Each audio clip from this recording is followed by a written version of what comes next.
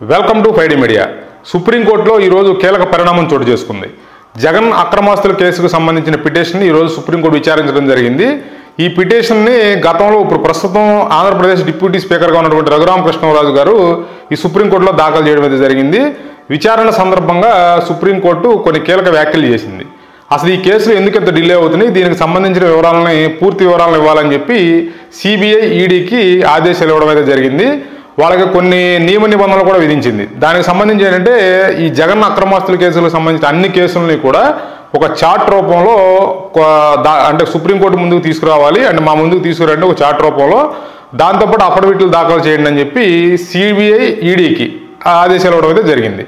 దీనికి సంబంధించి ఇరుపక్షాల న్యాయవాదులు కూడా అంటే కొన్ని ప్రశ్నలు అయితే సుప్రీంకోర్టు లేవనెత్తింది. ఎందుకు ఇంత డిలే జరుగుతుంది, ఇన్ని సంవత్సరాల కాలం గడిచినా కూడా ఈ కేసులు ఎందుకు పూర్తి అవ్వలేదు అనే ప్రశ్నలు లేవనెత్తినప్పుడు ఇరుపక్షాల న్యాయవాదులు కూడా వాళ్ళ వాదనలు వినిపించడం జరిగింది.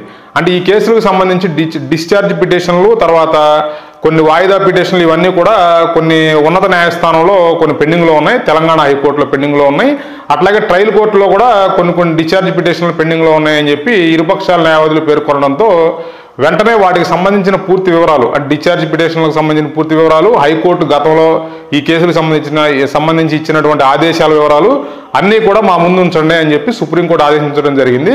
ప్రస్తుతం ఆంధ్రప్రదేశ్ డిప్యూటీ స్పీకర్గా ఉన్నటువంటి రఘురామకృష్ణరాజు గారు గతంలో ఈ పిటిషన్ దాఖలు చేసిన విషయం అందరికీ తెలిసిందే. అసలు ఆ పిటిషన్లో ఆయన ఏం కోరారనేది చూసినట్లయితే ఈ కేసులన్నీ కూడా తెలంగాణలో బాగా డిలే అయిపోతున్నాయి కాబట్టి ఏంటంటే ఈ కేసులన్నింటి కూడా వేరే రాష్ట్రానికి బదిలీ చేసి త్వరితగతిన విచారణ పూర్తి చేయవలసిందిగా సుప్రీంకోర్టుని ఆయన విజ్ఞప్తి చేస్తూ ఆ పిటిషన్ దాఖలు చేయడం అయితే జరిగింది. ఈ పిటిషన్ విచారించే క్రమంలో సుప్రీంకోర్టు ఈ కేసును మళ్ళీ డిసెంబర్ 13కి వాయిదా వేసింది. ఖచ్చితంగా డిసెంబర్ 13న ఏదో ఒక సంచలనం జరిగే అవకాశాలే ఈ కేసుల్లో కనబడుతున్నాయి. ఇవన్నీ కూడా గతంలో రాజశేఖర రెడ్డి గారు ముఖ్యమంత్రిగా ఉన్నప్పుడు ఆయన తండ్రి పదవిని అడ్డం పెట్టుకుని జగన్ గారు అక్రమాస్తులు కూడబెట్టారు అనే కేసులకు సంబంధించిన వివరాలు ఇవన్నీ. కాకపోతే ఏంటంటే అవన్నీ చాలా కాలం క్రితమే.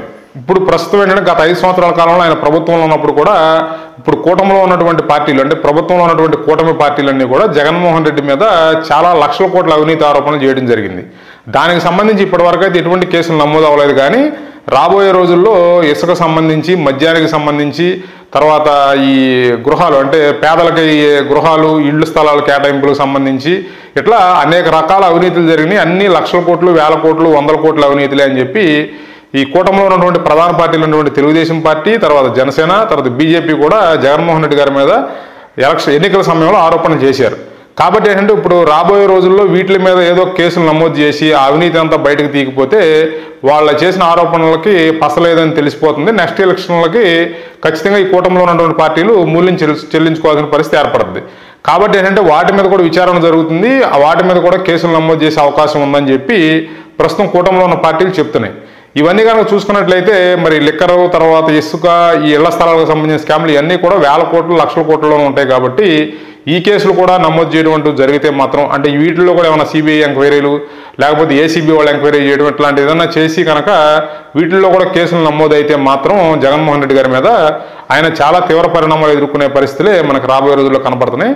ఖచ్చితంగా ఈ గత కేసులన్నీ ఇప్పుడు విచారణకు వస్తాయి. తర్వాత ఇప్పుడు కొత్త కేసులు నమోదైతే మొత్తం ఆయన కాలాన్ని మొత్తాన్ని, అంటే ఆయన టైం మొత్తం కూడా కోర్టు చుట్టూ తిరగడాకే వెచ్చించవలసిన పరిస్థితి ఏర్పడుతుంది. అంటే గతంలో ఆయన ముఖ్యమంత్రిగా ఉన్నాడు కాబట్టి కోర్టు వాయిదాలకు కానీ తర్వాత కోర్టుకి సంబంధించిన వ్యవహారాల్లో ఆయన వెళ్ళేవాడు కాదు.